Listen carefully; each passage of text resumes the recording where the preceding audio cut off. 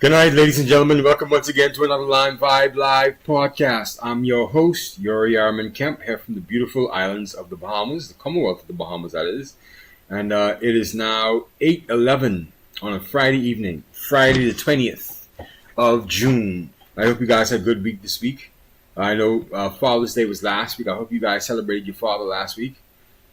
And let's hope that, we can have much more years with our fathers. My father passed away when I was about 12 years old, so I missed him in the house. But, happy Father's Day to you guys who have your fathers. And please hug and kiss your fathers like how you would hug and kiss your mother. Okay? If you have not done so already, please like, share, and subscribe. And to our Facebook, YouTube, and Twitch page. That's Lime Vibe 77. That's Lime Vibe and the number 77 at YouTube, Facebook, or Twitch. And you can like, share, and subscribe right there. Okay, let's get right into the show, huh? The Donald Trump administration is considering banning up to 36 countries from entering the United States. And several countries on the list are Caribbean countries. Okay, wow. So, several countries are Caribbean countries. And most notably, the 4 countries that are Caribbean countries that are on this 36 country list, they all have citizenship by investment programs. So, that's the Antigua and Barbuda, Dominica, St. Kitts, and St. Lucia. They all have citizenship by investment programs, and they're all being targeted in this new list that's been leaked by the U.S. State Department and wants to ban the 36 countries from entering the United States. So, once again, those countries are Antigua, Dominica, St. Kitts, and St. Lucia, the 4 Caribbean countries that are on the 36 country list that could be banned from entering the United States. And the other countries are Angola, Bhutan, Burkina Faso, Cabo Verde, Cambodia, Cameroon, Ivory Coast, Democratic Republic of Congo, Djibouti, Ethiopia, Egypt, Gabon, the Gambia, Ghana, Kyrgyzstan, Liberia, Malawi, Mauritania, Niger, Nigeria, Sao Tome and Principe, Senegal, South Sudan, Syria, Tanzania, Tonga, Tuvalu, Uganda, Vanuatu, Zambia, and Zimbabwe. Well, I also forgot to mention Dominica's on the list as well. So it's 5 countries. So it's Antigua and Barbuda. It is Antigua and Barbuda. I said Dominica. Dominica, St. Kitts, and St. Lucia. So it's 4, right? It's 4. Forgive me, please. My mind is slipping. So I don't know how these countries are going to handle that, These Caribbean countries who want to travel back and forth to the United States and people who want, to visit these Caribbean islands, that's going to put a huge damper on tourism at least. And it's going to put a huge damper on the foreign exchange reserves in some of these countries, because if they can't get U.S. dollars as much as they could, they're going to be in a real economic strait. And it's just sad that, the Trump administration had warned all these citizenship by investment countries and all countries in the Caribbean, actually, well, they warned all countries in the Caribbean about using these Cuban doctors and having a proper program that, utilizes these Cuban doctors. And they have alleged that, the United States has alleged that the Caribbean countries that are using these Cuban doctors, they're using them, they're violating their human rights because they're not being paid, and the money that's supposed to be paid is being sent back to the Cuban government. So there's been a real issue there. So that's for the entire Caribbean. The Trump administration wants, full clarity on how people are using these Cuban doctors. And some Caribbean countries have already started, to capitulate and either starting to put more stringent measures on these Cuban doctors, or saying that they will renegotiate their contracts to better suit the human rights claim in the United States. Okay? And the second sub-issue is the citizenship by investment program. But all those countries I mentioned, Antigua and Barbuda, Dominica, St. Kitts and Nevis, and St. Lucia, they all have citizenship by investment programs. And, the United States just came straight directly at them, no equivocation there. And there's no reason for Trump to be nice to us. He doesn't have to be nice. He's over in Iran, which we will talk about later in the show. But there's no reason for him to be nice to us. So, the second story is the Secretary of Institutional Affairs in the Ministry of Planning and Budget in Brazil, during the 55th Annual Board of Governors meeting for the Caribbean Development Bank held in Brasilia, Brazil, said that it's a goal of Brazil to deepen relationships with the Caribbean and have an open-air policy. An open-air policy that embraces tourism in and from Brazil to the Caribbean and vice versa, and it also celebrates infrastructural development as well. They mentioned this at the 55th Caribbean Development Bank Annual Governors Meeting that was held in Brasilia, Brazil last week. And, they have a 5-route strategy. So, Mr. Villaverde said, there's a 5-route strategy. Okay, it builds on tourism, it builds on infrastructure development, and also builds with telecommunications development, digital development, and several other things as well. And so they're starting this 5-route strategy right there in Guyana, their closest Caribbean neighbor in South America. Okay? And so they're going to work on this 5-route strategy. It's good that Brazil started to step in because, they're supposed to be a BRIC country, Brazil, India, Russia, China. They appear pretty weak, compared to Russia and China. They're supposed to be like a, emerging superpower, emerging power.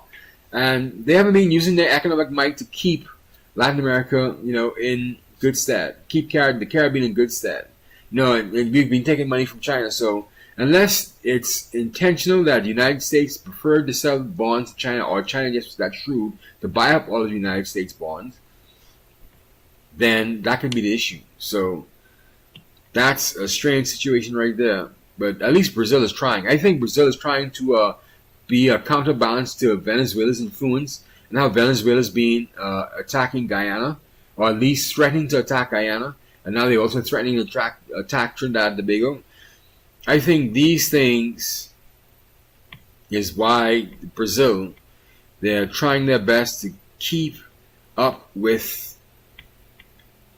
the Caribbean, especially Guyana, because of the oil find in Guyana.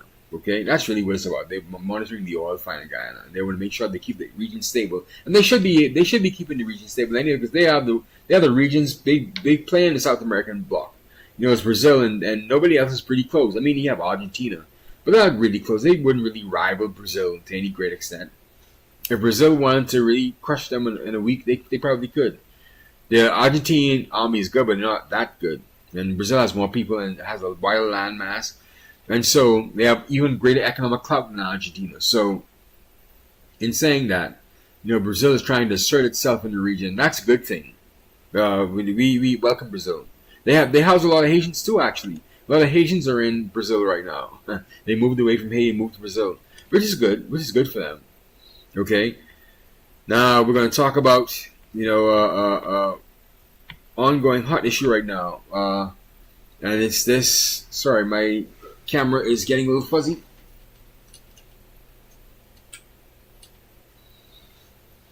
That's a bit better. Sorry, I don't have one of those clickers where you can click on itself, so I have to do it manually myself, and it's right there. So everyone knows this is a ratchet show.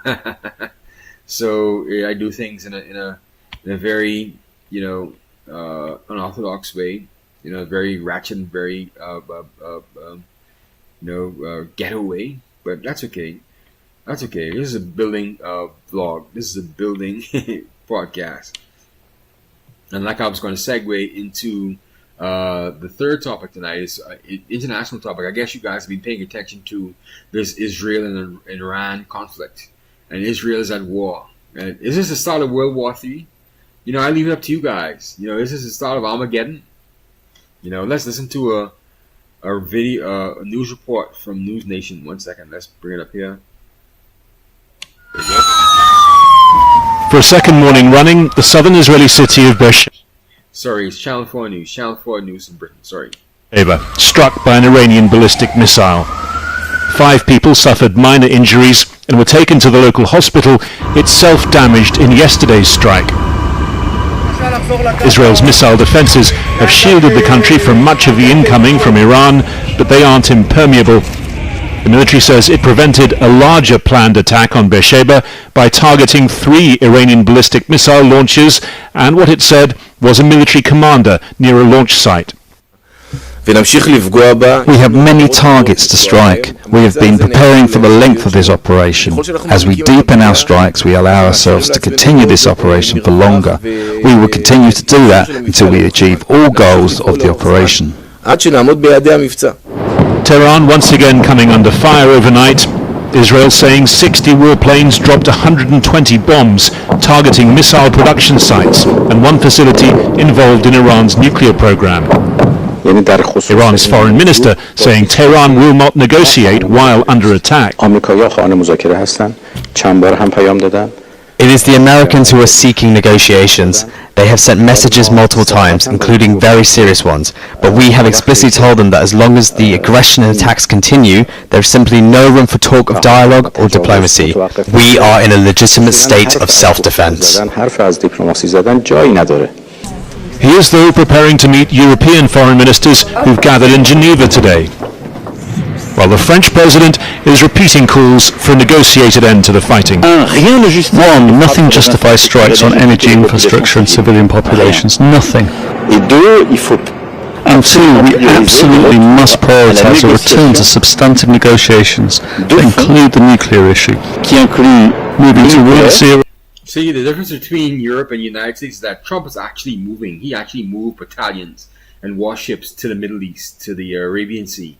He moved several warships, and he's also preparing, several other warships and battalions to actually make it to that theater. In the event that, things start to go haywire, they can make a quick and prompt response. But Europe is there talking, they're having meetings, they're meeting with each other, while Trump is out there doing something, trying to at least stave off the total obliteration of Iran, which could happen. Because I don't think Iran could stand up to the Israeli army. The Israeli army has been planning for this for the past, 40, 50 years now? And, no, for at least for the past 30 years. Yeah, for about 30, 40 years or so. That's right. 1979, the revolution.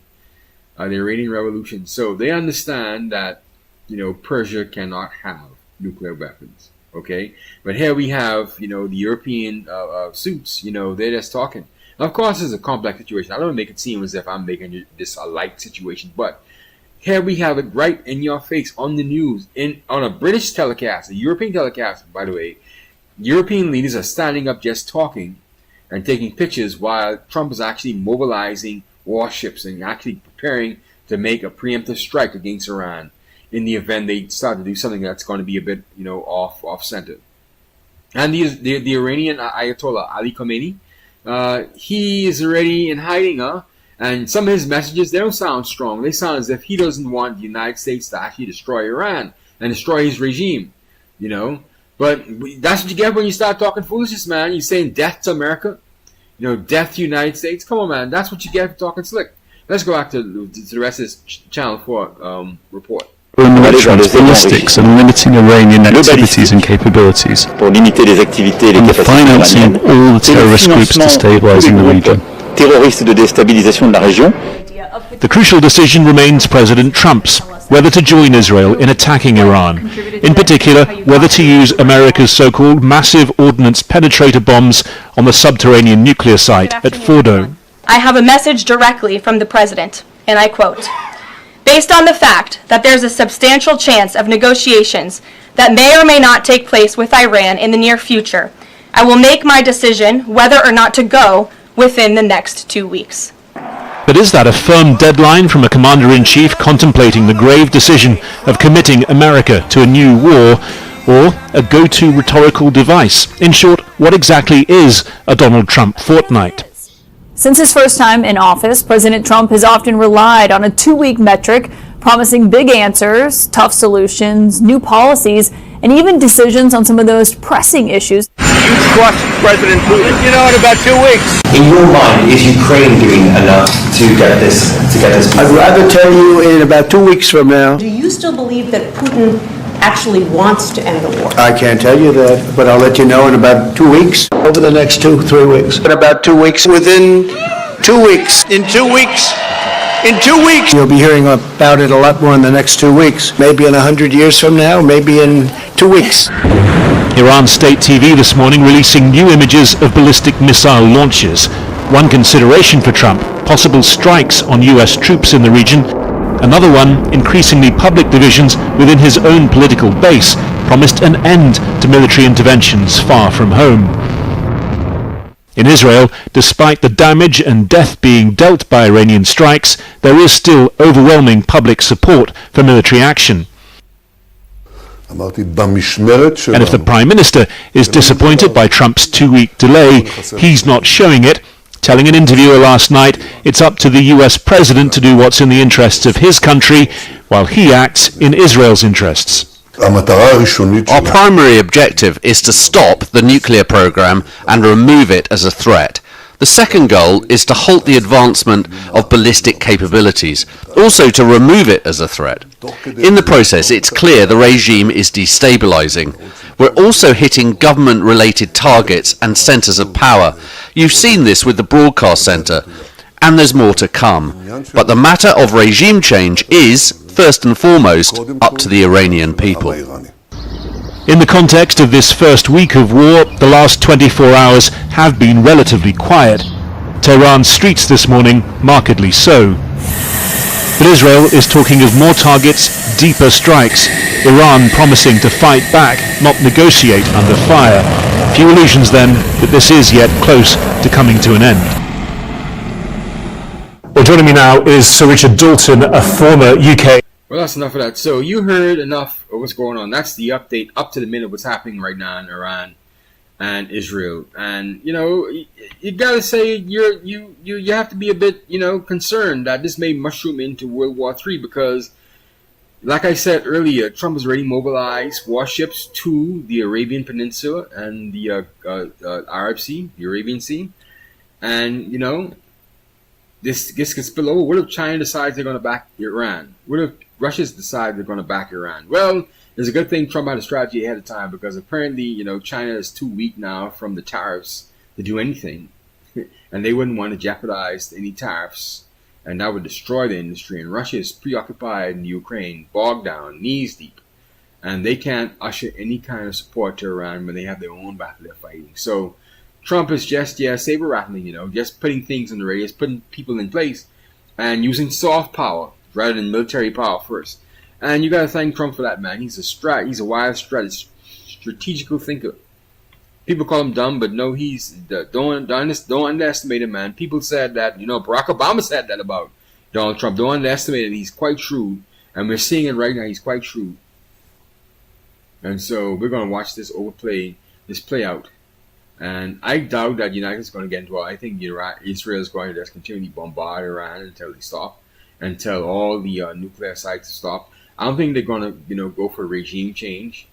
They're not going to go and take the Ayatollah out. He's a man of God, after all. He's just misguided in his thinking about what the Israel and what the United States stand for. I just think just cool heads need to prevail in this, man. Just a misguided man of God. And he's further misguiding his people or his supporters into thinking that, you know, Iran could actually withstand any kind of pressure from the Israel or the United States. You know, that was his main flaw right there, thinking that this is back in the 600s where you could take, a 600 AD, where you could take, you know, a troop of just horse riding Bedouins straight across into, you know, Europe and Spain and just overtake them. No, it doesn't happen like that anymore, my friend. You can get nuked out of existence right now in the United States. And they want to nuke Iran anyway. But anyway, that's a story for another day. So are we looking at World War III? I doubt it. I think it's going to be over within the next month or so. Iran is going to crawl back into the hole and they're going to forget about their nuclear program. And Israel has a right to be concerned about, you know, Iran getting nuclear capabilities after they've been calling, you know, Israel death to Israel and the wicked Zionists. So what do you expect to happen, Iran? When you've sponsored state terrorism inside Israel's territory, inside the Gaza Strip with Hezbollah. Let's go on to our last story.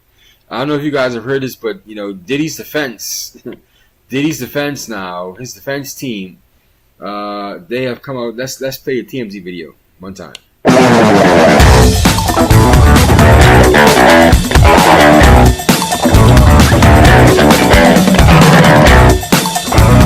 Welcome to TMZ Live. Harvey Levin here. Alex Michelson here, filling in for Charles. So, this is as Joe Biden would say, big blanking deal.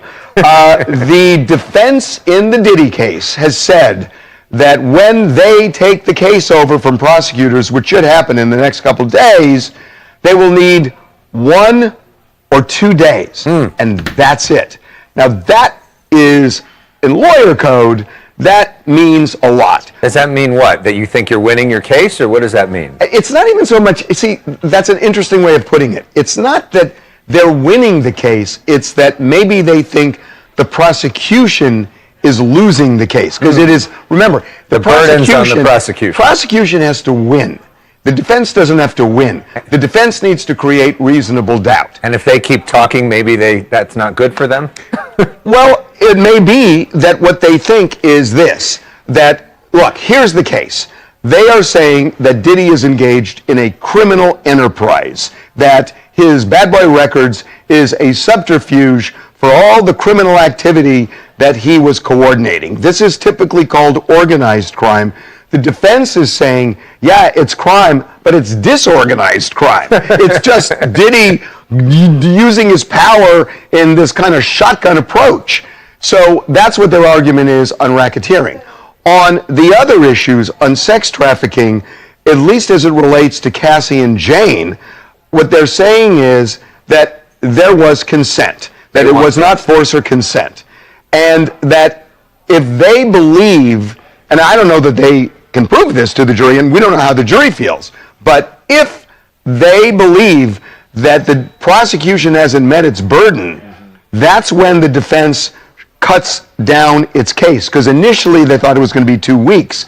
Now it seems max 2 days. Which means by this time next week, we could potentially have a verdict. Theoretically. Yeah, we could get a verdict, and I think this is very telling to your point about the defense's strategies as they've seen this come out. What they've done is poke holes in the prosecution's case along the way through their cross-examination of these witnesses, and they believe that's enough to say prosecution hasn't met their burden. They could have taken the strategy of putting on their own witnesses to rehabilitate Diddy's image, to have people who said they had great working experiences at Bad Boy. They never saw anything untoward. But instead of doing that, they are telegraphing that the prosecution simply hasn't met their burden. We don't have to do much. We're going to sit back, and the jury should have seen what we've seen. And I think it's pretty telling that they think the prosecution fell this short. I think maybe they're right, except on the Mann Act case, which I think they've sort of given up on. That's the problem. So there you go. These people are anticipating P. Diddy's going to be let off, man, because his defense lawyers decided they only need 2 days to go over the evidence and come back and make their case to the jury. And they hope that the jury would see that all this is just a bunch of frivolous, gossip at the very best, and not any actual, cause of impropriety or illegal activity happen as a result of Sean Diddy Combs. And that's a huge gamble, and they may be able to pull it off. We'll have to see, though. We'll have to see. It is kind of strange, though, unless P. Diddy has, the jurors in his pocket. He's already bought the jurors. That could be a case. I doubt that, though. But stranger things have happened. He's a very wealthy man, And now he's seen all these people who've come out against him now. Would anyone want to work with Diddy after this? Let's go back to the rest of the TMZ video. That with the Mann Act, all you have to prove is that you have paid somebody, a sex worker, to cross state lines for the purpose of prostitution. And that's a hard one for them to argue didn't happen. Don't they basically have documented proof of that? And that carries a big prison sentence. But still, the other two. The prosecution put on Brendan Paul, who was a personal assistant. Well, we should say, Jamie, this is the guy. We saw pictures of him at the airport the day of the raid of Diddy's homes. He is there, and the feds arrested him because they say he was the drug mule who did all sorts of things, and he got immunity to testify. But he said today he wasn't the drug mule. Right, and he said that, when he set up the rooms for the freak-offs, he saw Jane prior to going into the freak-off room. And after. And after, yeah. And, she never looked distressed. I mean, he sounded almost like a defense witness. I don't know why the prosecution thought this was a good witness to put on for their case. I'm confused by that because What did he? I mean, so he set up a hotel room, and even if he got Diddy drugs, between 5 to 10 times he testified he got drugs for Diddy's. Okay. For example, where does that take you? He said that was a minor part of his duties for 18 months working as one of his assistants, and all the other assistants who testified said they picked up drugs for him for freak-offs too. Yeah, I don't know that you guys, this is all that helpful though. The prosecution clearly wanted him as part of their RICO case, right? I mean, he's running How's that RICO? How's that RICO? Assistants who are RICO case? The RICO case is he's using his employees to procure drugs to set up illegal freak-offs. Don't forget that the transportation of the male prostitute to a freak-off over state lines is a crime. And if you're helping him set... Hey, this guy's a bit too invested in this, man. You can tell he put some money on this trial. Let's go back to the wrestling. that up, or you're aiding and abetting in setting that up. So let me ask you something. The RICO case. So let me ask you something. How many hundreds of thousands of people in Los Angeles would be prosecuted if they got somebody who is a drug dealer to supply them with drugs? Not many, but many are not the president of Bad Boy Records, who had a coterie of employees helping him to run a criminal enterprise. According what's to the enterprise? This is not just an individual person. What's the enterprise, Derek? What's the enterprise? The enterprise is, according to the prosecution, he was setting up elaborate sort of sexual escapades through his company employees. Sexual escapades are not illegal. Right. But that's bedroom policing, basically. Policing, these are on a federal level. You know, that's all. Bedroom policing is if he were gay and we were trying to out him. It is not bedroom policing to say that he brought in male escorts over state lines, which is a crime, whether you guys like it or not. The Mann Act. You're right, but Derek, okay, that's a crime. Derek, if these were not sex workers, if it was just Diddy finding some dude to watch that dude have sex with one of his girlfriends, would that be bedroom police? You're getting closer to bedroom police, but I think you're having to sort of ignore all that's happened in this case that is not just pure bedroom policing. It is a man who's running a criminal operation. I think the prosecution has made more of their case than you're giving them credit for. And I think that might be an indication why the defense doesn't want to belabor this too much. They are not going to lay down and die. Come on, Derek. A lot of their cases are just talking about Astroglide lube and baby oil and period blood on walls and hotels. And like you were saying earlier, the defense, they can just let the prosecution shoot themselves in the foot and just do 2 days and rest. Well, you know, it felt like I was about to pay tuition for law school here for a second, but thank you for bringing us back with the Astroglide and lube to what TNT is really about, what people really want to hear about. So thank you for bringing us back home. Hi, I'm Ivy from Atlanta.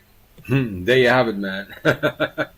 So, you know, Diddy may get off, man, you know, because all this evidence, all these testimonies and stuff, all this testimony doesn't sound as if it's someone who committed an actual crime. It sounds like, you know, sexual escapades gone wrong. Now, they said he also procured people to come across state lines to get involved in these freak-offs, and that's the thing he could be arrested. And on top of that, the drugs, too.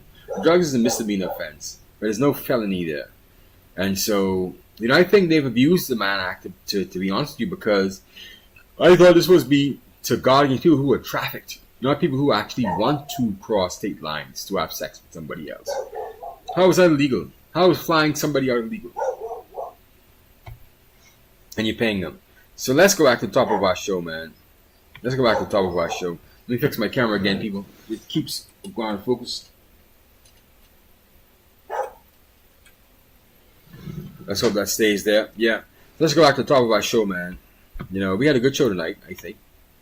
And we talked about a few things for the short amount of time that we had. And the first thing that we talked about was Donald Trump. You know, banning 36 countries from entering the United States, and 4 of them being Caribbean countries. And those Caribbean countries that were mentioned in the list of 36, they all have citizenship by investment programs. And this is something that the United States has been watching for the past 10 years now, with the advent of these citizenship by investment programs. And, you know, they've spoken about this. Trump has decided to do something about it, because I think a lot of these Caribbean countries, you know, the Antiguas, the Dominicas, St. Kitts, St. Lucia, they've been giving, passports to some unsavory type people, I think. And Mehul Chokshi is one of them. He's on the run from India for embezzling a bank. And so, I think everyone has a right to be a little leery of these citizenship by investment programs. And Donald Trump is not taking any shots at any international country. Anything that goes against the America's best interests, he is dealing with it very, very carefully and very deliberately. We also had a senior official in the Brazilian Ministry of Planning and Budget, this João Villaverde. He's a secretary for institutional affairs inside that ministry. He's talking about, Brazil partnering with the wider Caribbean for an open air policy. Okay? An open air policy that's going to bring about more tourists going back and forth between Brazil and the Caribbean. And in addition to that, he also spoke about a 5 routes pilot strategy, a 5 routes strategy. And he's going to start this 5 route strategy in Guyana. Okay? And he's going to deliver on infrastructure investment, tourism-related programs, digital-related programs, and a lot of other programs as well. It's called the 5 route strategy. It was started in Brazil back in 2023 with a declaration. And so now they're moving forward with it now as this João Villaverde. He spoke at the 55th annual Board of Governors meeting for the Caribbean Development Bank that was held in Brasilia, Brazil last week. Okay? And so that's what they're dealing with right now. And there'll be significant interest placed in building infrastructure under the 5 route strategy. And of course, they want to start in Guyana because, Guyana is oil rich and it's their landlocked neighbor. It's not landlocked neighbor, but it's their South American land neighbor. That's them and Suriname and French Guyana are the only Caribbean countries within South America. And so that's why they want to start with Guyana. Because it's right there, it's easier. Okay, so we wish them all the best. Then we also have the big international story. Iran and Israel is at war. And will this run the world into a World War III? No one knows. I hope not. But, Israel is bombarding Iran and Iran is lobbing missiles back at Israel. The thing is, Israel is only targeting, military installations in Iran, whereas Iran, they're bombing civilians. Okay, this is where it is right now. So we have the Jews against the Muslims, cousins against cousins, but not actually so, because the Persians in Iran, they're not Arab and they're not Semite. They are Aryan. They're a totally different race of people, even though they share the same Abrahamic, lineage for their religions. One being Judaism in Israel and the other one being Islam in Iran. They have a shared history that goes even beyond Islam. It goes back to Cyrus the Great and King Darius, when Cyrus the Great, let the Jews return home. Okay? After the Babylonian captivity. And so their history goes back a long way, the Persians and the Jews. And so this could be worked at, I think. I just think that the Ayatollah Khomeini is a misguided gentleman. I think he's misguided on his thinking towards Israel and the United States, the great devils, he calls them, death to Israel and death to America.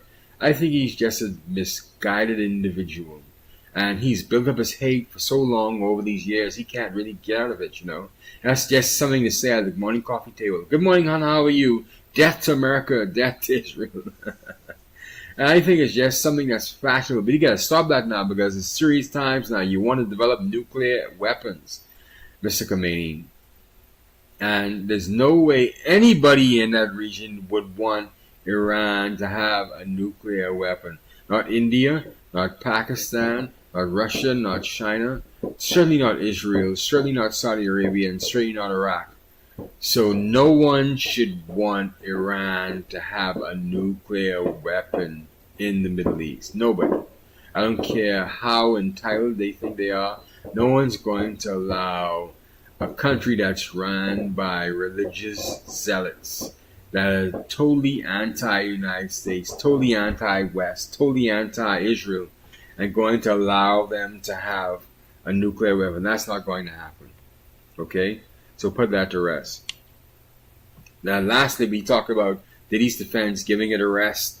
Next week, they only need 2 days to come back with their rebuttal and to show the jury that, Diddy did not commit any crimes whatsoever. This is just bedroom talk gone afoul. Cassie's already gotten her $30 billion, $20 billion from Diddy, and $10 billion from the hotel for the leaking of that video. And you know something?